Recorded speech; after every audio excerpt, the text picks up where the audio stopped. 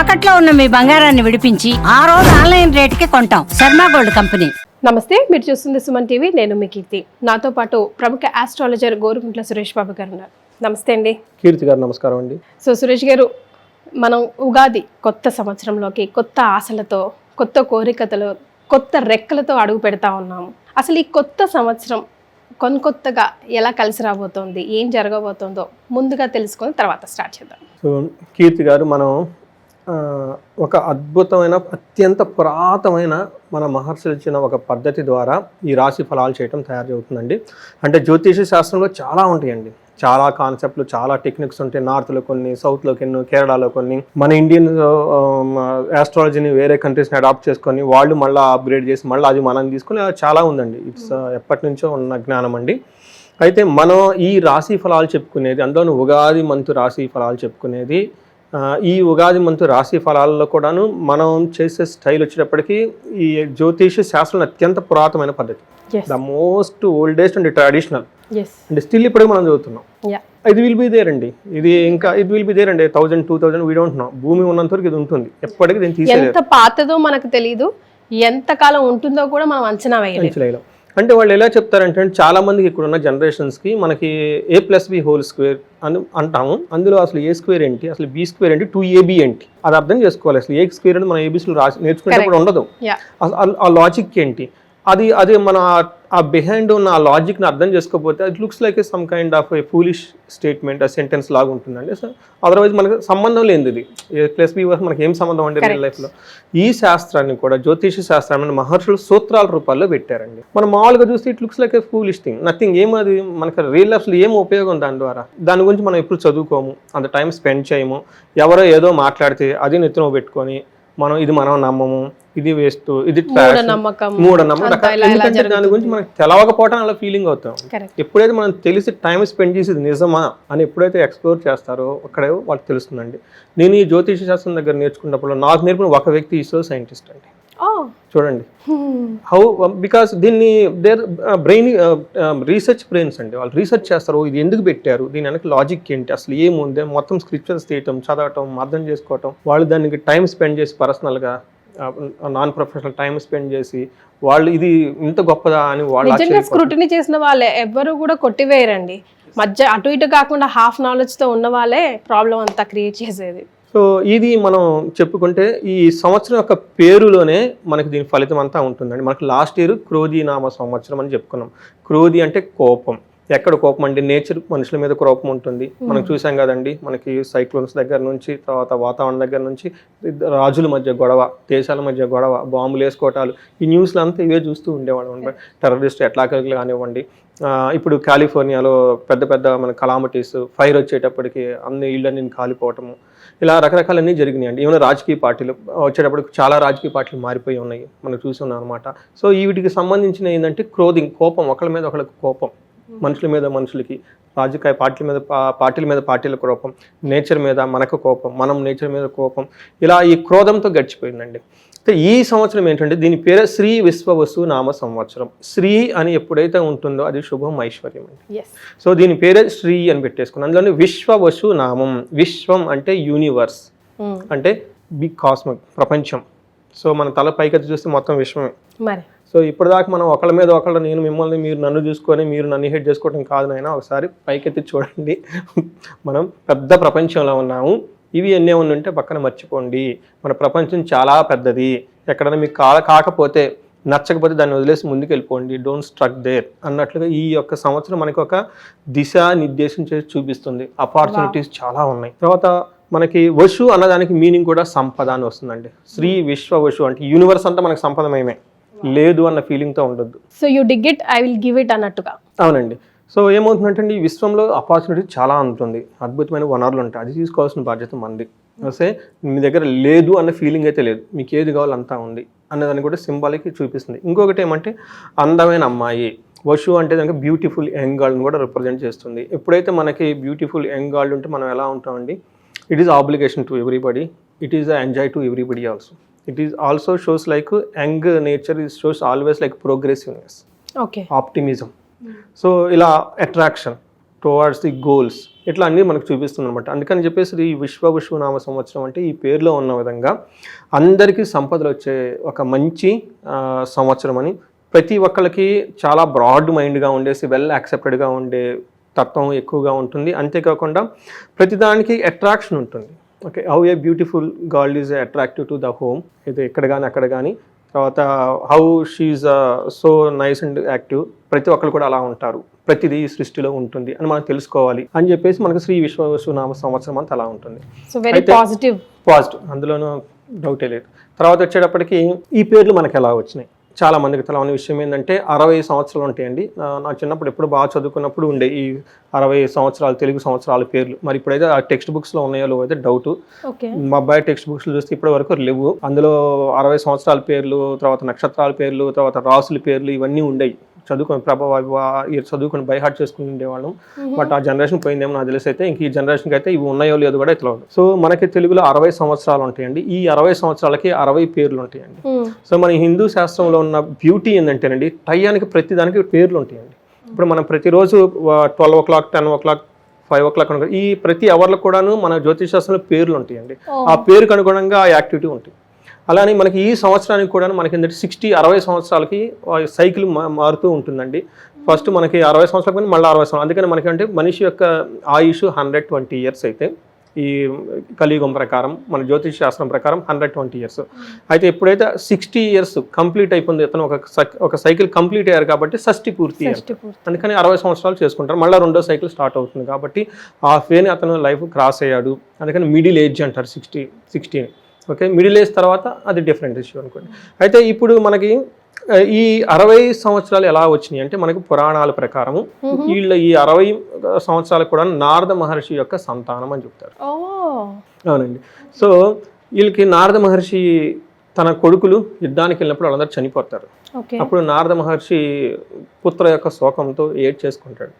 ఏంటి నాకు ఇలా చేసావు, ఎప్పుడు నారాయణ నారాయణ అని నేను చెప్పిస్తుంటాను కదా, నాకేంటికి పుత్ర శోకం అనగానే అప్పుడు ఆయన విష్ణుమూర్తి వచ్చేసి సృష్టి స్థితి లయ, మనకి విష్ణుమూర్తి అనగానే స్థితి ఉన్నదాన్ని కాపాడుకుంటూ ఉంటాడు, దీన్ని సస్టైన్ చేస్తూ ఉంటారు. కాబట్టి ఈ సృష్టి సస్టైన్ అవ్వటానికి కాబట్టి టైంలో చాలా ఇంపార్టెంట్. కాబట్టి మీ యొక్క కుమారులు మళ్ళా బతికి వీళ్ళు 60 సంవత్సరాలుగా ఈ సృష్టిని సైకిల్ నడిపిస్తూ ఉంటారు. ఒక్కొక్క సంవత్సరం వచ్చేటప్పటికి ఒక్కొక్క నీ కుమారుడు రిప్రజెంటేషన్ చేస్తూ ఉంటారు, వాళ్ళ యొక్క తత్వాన్ని ఇందులో బోధిస్తూ ఉంటారు అని చెప్పేసి వరం ఇస్తారండి. అందుకని చెప్పేసి ఇప్పుడు మనం చేసే ఈ 60 సంవత్సరాలు కూడాను నారద మహర్షి యొక్క కుమారుల యొక్క పేరు, వాళ్ళ యొక్క తత్వం ఇక్కడ ఉంటుంది. సో ఇదంతా మనకి సస్టైనబిలిటీ అంటే మనం పుట్టాం కాబట్టి ఉన్నంత వరకు మనం ఎలా ఉండాలి, హ్యాపీగా, ఉత్సాహంగా, తర్వాత ఆనందభరితంగా, శోభాయమయంగా ఉండాలి. సో బాధపడుతూ ఉండకూడదు అన్న ఒక తత్వాన్ని కూడా ఇందులో పెట్టారండి. వాళ్ళకి మనకి క్లూస్ ఇస్తారు, ఈ టైంలో ఇలా ఉంటుంది, ఈ టైంలో ఇలా ఉంటుంది, మీరు జాగ్రత్తగా మెంటల్గా ప్రిపేర్ అయ్యి చక్కగా ముందుకెళ్ళండి అని.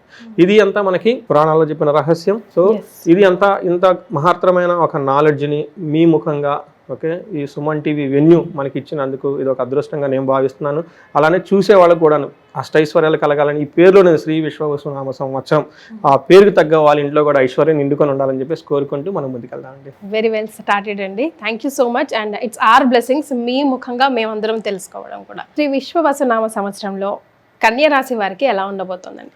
ఈ పేరులోనే ఉందండి విశ్వవసునామ సంవత్సరం. ఓకే, ఈ సంవత్సరం అంతా ప్రతి ఒక్కళ్ళకి ఐశ్వర్యవంతంగా ఉంటుంది. ఎందుకంటే వసు అంటంగానే మనకు తెలుసుకోవాల్సిన మీనింగ్ ఏంటంటే రిచ్నెస్. విశ్వం అంతా రిచ్గా ఉంది, బాగుంది, ఐశ్వర్యంతో ఉంది, ప్రాస్పరిటీగా ఉంది. దాని ముందు స్త్రీ పెట్టడంతో అంతా ఐశ్వర్యవంతంగా ఉంటుంది. విశ్వం అంతా ఐశ్వర్యమే అన్నదానికి మీనింగ్ కాబట్టి శ్రీ విశ్వవసు నామ సంవత్సరం. అందులోనూ కన్యరాశి వాళ్ళకి ఒక రకంగా చెప్పాలంటే చాలా బాగుందని మనం చెప్పుకోవాలి. ఈ రాశి వాళ్ళు చాలా చక్కగా వ్యాపారంలో కానివ్వండి, చదువులో కానివ్వండి, ప్రతి దాంట్లో చాలా చక్కగా చూసుకుని వెళ్ళిపోయి మంచి రిజల్ట్ సాధిస్తారండి. సో అయిపోయింది, ఇంకా చూడడం అవసరం లేదు వీడియో. చూద్దాం. ఇప్పుడు ఇందులో ఉన్న నక్షత్రాలు కనుక చూసుకుంటే ఉత్తర 2, 3, 4 పాదాలు, హస్త 1, 2, 3, 4 పాదాలు, చిత్త 1, 2 పాదాలు అంతా కన్యరాశిలో ఉంటాయండి. పేరు బలం కనుక చూసుకుంటే వీళ్ళకి టో, పా, పి, పు, షం, నా, టా, పే, పో ఈ అక్షరాలు ఇదే సౌండ్తో ఉన్న పేర్లంతా కూడాను ఇదే మోరాల్స్ ఇదే సౌండ్తో ఉన్న వాళ్ళంతా కన్యరాశి కింద వస్తారు. మనం ఇందులో మనకి ఆదాయము, వ్యయము, రాజ్యపూజ్యం, అవమానం చూస్తే మీరు ఎలా ఉంటుందో చూడండి. వీళ్ళకి ఆదాయం 11, వ్యయం 2. అబ్బా సగం సక్సెస్ అయినట్టే. ఇంకేముంది చూడండి, ఆదాయం 11 అంటండి, వ్యయం 2 అంట. 2 అంటే వీళ్ళు బహుముఖంగా దశ దిశలో సంపాదించేసుకుంటారు. మరే ఏది చేసినా బాగుంటుంది. చూడండి, రాజ్య పూజ్యము 6, అవమానం కూడా 6, అంటే న్యూట్రల్. మీ మానాన్ని మీరు పని చేసుకుంటూ పోతూ ఉంటే మిమ్మల్ని అంత ఇబ్బంది పెట్టేవాళ్ళు ఎవరు ఉండరు. ఓకే, మిమ్మల్ని అర్థం చేసుకునే వాళ్ళు హ్యాపీగా ఉంటారు, అర్థం చేసుకునే వాళ్ళకి అర్థం కాదు కాబట్టి వెళ్ళిపోతూ ఉంటారు. మిమ్మల్ని అయితే ఇబ్బంది పోతా ఉంటారు. ఆదాయం బాగుంది, అన్ని విషయాలు కలిసి వస్తుందండి. అయితే ఇందులో మనకి గ్రహస్థితిని కనుక చూసుకుంటే వీళ్ళకి శని మీనరాశిలో ఉన్నారండి, గురువు వచ్చేటప్పటికి మిథున రాశిలో, రాహుకేతులు కుంభరాశిలోను, తర్వాత మనకి సింహరాశిలో ఉన్నారండి. వీళ్ళందరూ వచ్చేటప్పటికి మే 14, 18 తారీఖున గురువు రాహుకేతులు మారుతూ ఉన్నారండి, మధ్యలో చేంజెస్ ఉంది. అయితే ఈ యొక్క గ్రహస్థితిని బట్టి మనం కనుక చూసుకుంటే మన మహర్షులు చాలా క్లుప్తంగా సింపుల్గా ఏం చెప్తారంటే దీన్ని లఘు గోచారం, సూక్ష్మ గోచారం అంటారు. దీని ప్రకారం కనుక చూసుకుంటే వీళ్ళకి మార్గశక్తిం ధనహాని, విత్తిం ద్రవ్యహాని అని చెప్తారనమాట. సింపుల్గా మనం కనుక చూసుకుంటే వీళ్ళకి ట్రావెల్స్, జర్నీస్ ఎక్కువగా చేసి బాగా వృద్ధి చెందుతారు, బాగా ఎక్కువగా తిరిగితే బాగుంటుంది వీళ్ళకని. తర్వాత విత్తం, బాగా ఫైనాన్షియల్గా గెయిన్ కూడా ఉంటుంది. అలా కాకుండా వీళ్ళకి స్వయం కృతాపరాధంతో ఎవరినో నమ్మి వీళ్ళంతా వీళ్ళ చేతులతో ధనం పోగొట్టుకునే అవకాశం ఎక్కువగా ఉంది. కాబట్టి జాగ్రత్తగా ఎంత కష్టపడి సంపాదించుకునే డబ్బులు వేరే వాళ్ళ చేతిలో మోసపోవటం అంటే ఇంకేముందండి. ఇది అందరికీ చెప్పాలండి, చాలా మంది తెలుసుకోవాలి. నాకు కువైట్ నుంచి ఒక లేడీ ఫోన్ చేశారండి. పాపం నైట్ ఫోన్ చేశారు, వాళ్ళకి టైం డిఫరెన్స్ ఉంటుంది కదా, ఫోన్లు చాలా బాధపడిపోయారండి. అక్కడ కష్టపడి ఇండియాకి డబ్బులు పంపించారండి, 15 లక్షల దాకా, 20 లక్షల దాకా. ఇక్కడ వేరే వాళ్ళు వాటిని పాడు చేసేసారండి. చూడండి అక్కడ ఉన్న డబ్బులు ఎలా తీసుకుంటుందండి. అంత కష్టపడిందండి. చూడండి, అందులోని లేడీ అక్కడికి వెళ్ళి పాపం ఎన్ని కష్టాలు పడి ఉంటుంది దేశంలో. ఎవరైనా డబ్బులే కదండి. చూడండి, మీరు కష్టపడి సంపాదించుకోవటం ఒకటి ఎత్తండి, దాన్ని కాపాడుకోవటం రెండో ఎత్తండి. మీరు దాన్ని సరిగ్గా కాపాడుకోకపోతే ఏమవుతుందండి. ఎందుకంటే ఈ రాశి వాళ్ళకి లగ్నంలో కేతు, 12th హౌస్లో కేతు ఉండాలి, ద్రవ్య హాని జరుగుతుందండి. అంటే అనవసరమైన దుబారా ఖర్చులు, తర్వాత హాస్పిటల్స్కి, లేదంటే ఎట్లా పడితే అట్లా విచ్చలవిడిగా ఖర్చులు పెట్టే అవకాశం ఎక్కువగా ఉంది. కాబట్టి ఈ విషయాన్ని వీళ్ళకి ఇది ఒక్కటే లోపం, వీళ్ళకి మిగతా అన్ని విషయాలు బాగుంది కాబట్టి చాలా కేర్ఫుల్గా ఉండండి. తర్వాత మనకి 7th హౌస్లో శని ఉండటం వల్ల కంటక శని అంటారండి. అంటే ఇది ఏమవుతుందంటే పెద్ద ఇబ్బంది పెట్టేది ఏముండదు, అలానే ఇబ్బంది లేకుండా ఉండేది కూడా ఏముండదండి. అంటే మనం నడుచుకుంటూ వెళ్తుంటే కాళ్ళు ముళ్ళు ఉంటే ఎలా ఉంటుందండి, చిన్న ప్రాబ్లమే కానీ పెద్దగా ఎఫర్ అవుతాం. అంటే వీళ్ళకి ఉండే చిన్న ప్రాబ్లమ్స్ ఉంటాయి, వాటిని కేర్ఫుల్గా తీసుకుంటే లైఫ్ ఇది శని చాలా వీళ్ళకి మంచి బాగా చేస్తున్నాడు అని చెప్పుకోవాలన్నమాట. 7వ ఇంట్లో ఉంటే ఏమవుతుందంటే వ్యాధి పీడాం ప్రవాసాంచ అంతఃక్లేశం మహద్భయం, అర్ధనాశం మనస్తాపం, ధనాన్ని పోగొట్టుకొని అర్ధనాశం మనస్తాపం, తద్వారా మనస్తాపానికి గురవుతారు. అందుకని ధనాన్ని కేర్ఫుల్గా పెట్టుకోవాలి. మహద్భయం, అతిగా భయపడే అవకాశం కూడా ఎక్కువగా ఉంటుంది.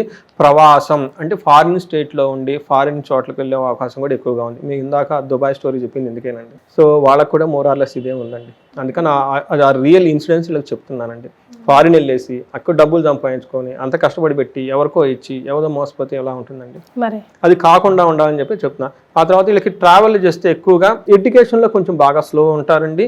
తర్వాత ట్రావెలింగ్లో కొంచెము జాగ్రత్తగా కేర్ఫుల్గా ఉండటం ఎంతైనా అవసరం అండి.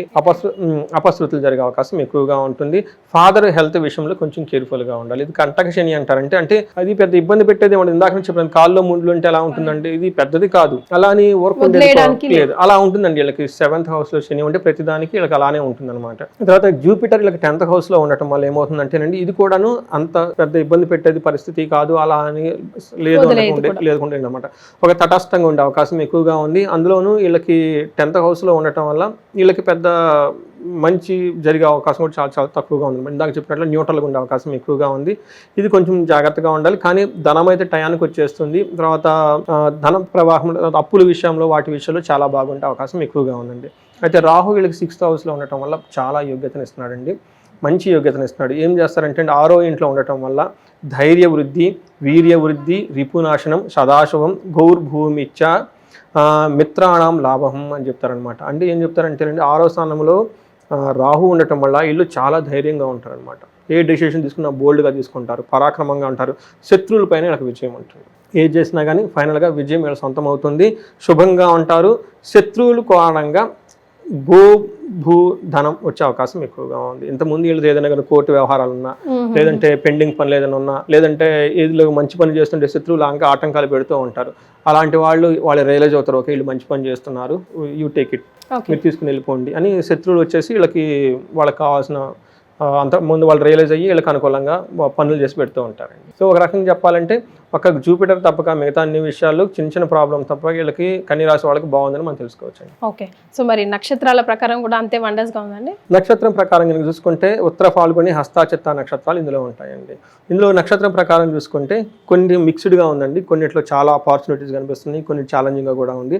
ఫస్ట్ ఉత్తర ఫాల్గుని నక్షత్రం వాళ్ళకి ఫస్ట్ది కనుక చూసుకుంటే రాజ సమాన సౌఖ్యము, చక్కగా లగ్జరీగా కంఫర్టబుల్గా ఉంటారు. ఇయర్ ఎండ్ అంతా చాలా బాగుంటారు, పర్టికులర్గా జూన్ తర్వాత వీళ్ళకి చాలా బాగుంటుంది. అయితే ధన వృద్ధి ఫస్ట్ నవంబర్ వరకు చాలా ధనం ప్రవాహం చక్కగా ఉంటుంది వీళ్ళకి. తర్వాత జూలై 28 వరకు వీళ్ళకి ప్రమోషన్స్ అవన్నీ వచ్చే అవకాశం ఎక్కువగా ఉంటుంది. జూలై తర్వాత వీళ్ళు కొంచెం కేర్ఫుల్గా ఉండాలి. ఒకటి హెల్త్ విషయంలో ఏమైనా కనుక అప్పటిదాకా బాగా ఇబ్బంది పెట్టుంటే హెల్త్ కూడా బాగుండే అవకాశం ఎక్కువగా ఉంటుంది. వీళ్ళు రెండు విషయాలు చాలా కేర్ఫుల్గా ఉండాలి. జూలై 14 ముందు వీళ్ళు చేసిన పని కానివ్వండి, ప్రాజెక్ట్స్ కానీ ఏదైనా కనుక అందులో లాస్ క్రైసిస్ వచ్చేసి దాన్ని వదిలేసే అవకాశం ఎక్కువగా ఉంది. దీన్ని మరణం అంటారు, అంటే మరణ తుల్యం అని చెప్తున్నాం అనమాట. అంటే మరణం లాగా ఉండే సిచ్యువేషన్స్ వచ్చే అవకాశం ఎక్కువగా ఉంటుంది. ఈ ఇల్లు కూడాను ఈ సంవత్సరం అంతా భయపడుతూ ఉండే అవకాశం ఎక్కువగా ఉంటుంది, కొంచెం జాగ్రత్తగా ఉండాలి. హస్త నక్షత్రం వాళ్ళకి 3 విషయాల్లో చాలా బాగుంది, 2 విషయాల్లో కొంచెం ఇబ్బందులుగా ఉంది. ఫస్ట్ ఎక్కడ బాగుందంటే వీళ్ళకి సంపదలు వచ్చేస్తాయండి. అభిషేకం చాలా, అంటే పట్టాభిషేకం, మంచి ప్రమోషన్స్ రావటం అవన్నీ వచ్చేస్తాయి. తర్వాత వీళ్ళకి మంచి రాజసమాన సౌఖ్యము, లగ్జరీ, కంఫర్ట్ అంతా ఉంటుంది. 2 విషయాల్లో కేర్ఫుల్గా ఉండాలి. ఆగస్టు 12 వరకు మరణ తుల్యం అని చెప్తారనమాట. ఏదైనా ఒక సిచ్యువేషన్ కానీ పరిస్థితి కానీ వదిలేసుకొని వెళ్ళిపోదాము ఎందుకు అన్న ఒక ఆలోచన వచ్చే అవకాశం ఎక్కువగా ఉంటుంది. క్రైసిస్లో కూడా వెళ్ళిపోయే అవకాశం ఎక్కువగా ఉంటుంది. ఏప్రిల్ నుంచి అక్టోబర్ 30 వరకు ఏదో ఒక విషయంలో వీళ్ళు భయం పడే సిచ్యువేషన్స్ వచ్చే అవకాశం ఎక్కువగా ఉంది. కాబట్టి ఆ 3-4 మంత్స్ చాలా కేర్ఫుల్గా ఉండడం ఎంతైనా అవసరం అండి. చిత్తా నక్షత్రం వాళ్ళకి చాలా స్ట్రైట్ ఫార్వర్డ్గా అండి. ఒకే ఒక్క ఛాలెంజ్, మిగతా అంతా పాజిటివ్గా ఉంటుంది. ఒకటి హెల్త్ విషయంలో ఎవరైనా కనుక బాధపడుతూ ఉంటే హెల్త్ బాగుంటుంది, ధనలాభం ఉంటుంది, సుఖం ఉంటుంది, సంపదలు కూడా ఉంటాయి. ఒకే ఒక విషయం వీళ్ళు ఈ సంవత్సరం అంతా వీళ్ళు ఇబ్బంది పడుతూ ఉంటారు అంటే మరణ తుల్యం అని చెప్తూ ఉంటారు. అంటే వీళ్ళు ఏదో ఒక పనిలో కానివ్వండి, వీళ్ళకి అంబిషన్స్ కానీ, వీళ్ళ డ్రీమ్, లేదంటే వీళ్ళకి ఫిజికల్గా కానివ్వండి ఒక ఇబ్బందులకు వచ్చేసి ఒక క్రైసిస్లో పడిపోయేసి వదిలిచేసుకుందామా, కొలాప్స్ చేసేసుకుని వెళ్ళిపోదాం అన్నట్టు యాంగిల్స్ ఎక్కువగా ఈ ఆలోచనతో ఉంటారండి. బట్ అది తప్పగా మిగతా అన్ని విషయాల్లో బాగుందని చెప్పుకోవాలి. సో ఆ చిన్న చిన్న ప్రాబ్లమ్స్ కూడా బయటపడడానికి ఏదైనా రెమెడీస్ సూచిస్తారండి? సో వీళ్ళకి ఫస్ట్ మనం గురువుకి 10th హౌస్లో ఉండడం వల్ల ప్రొఫెషన్లో ఎవరైనా కనుక ఉంటే గురువారాలు చేయటం చాలా ఇంపార్టెంట్. శనగలు దానం చేయటం రెండోది. వీళ్ళకి the best remedy, simplest remedy ఏంటంటే టెంపుల్స్ విజిట్ చేయటం, మేధా దక్షిణామూర్తికి సంబంధించిన గుళ్ళు విజిట్ చేయటము, గురువారం శనగలు దానం చేయటం చేయాలి. సో మనకి దక్షిణామూర్తి అవతారం కోటప్పకొండ గుంటూరు దగ్గర ఉందండి. అక్కడ విజిట్ చేసినా కానివ్వండి, అక్కడ హోమం చేస్తారు సామూహికంగా. ఆ హోమం కనుక చేసుకున్నా కానీ చాలా బాగుంటుంది. ఎల్లో కలర్ వస్తువులు ఎక్కువగా వాడుతూ ఉండాలి.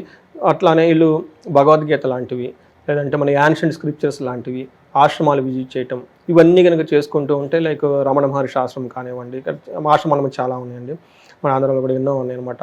అక్కడికి వెళ్ళిపోయి కూర్చోవటము, అక్కడ టైం స్పెండ్ చేయటము, గురువు సత్సంగంతో ఉండటము, ఇలాంటివి చేస్తూ ఉంటే ఈ గురువు నుంచి వచ్చే ప్రాబ్లమ్స్ ఏమంటే వాళ్ళకి చక్కగా ఉంటుంది. బట్ మిగతా అంతా వీళ్ళకి ఓవరాల్గా చూసుకుంటే చాలా బాగుంది. ఎవరికైనా మరణతుల్యం కనుక ఏదైనా ప్రాబ్లం ఉంటే కనుక అమృత మృత్యుంజయ పాశుపతం హోమం ఉంటుందండి. ఇది కనుక చేసుకుంటే ఆ భయం పోతుందండి. భయం పోయేది కార్యక్రమం మధ్యలో ఆగిపోయినా కానీ, ఇంకోటి ఆగిపోయినా కానీ అవి ఆగకుండా ముందుకెళ్ళే అవకాశం ఎక్కువగా ఉంటుందండి. అది చేసుకోమని చెప్పేసి ప్రతి ఒక్కరికి విజ్ఞప్తి. రైట్ సురేష్ బాబు గారు, కన్యా రాశి వారికి తెలుగువారి సంవత్సరాది ఉగాది రోజు ఎలా ఉంటుందో, ఉగాది సంవత్సరం అంతా ఎలా ఉండబోతుందో వివరించారు. ధన్యవాదాలండి.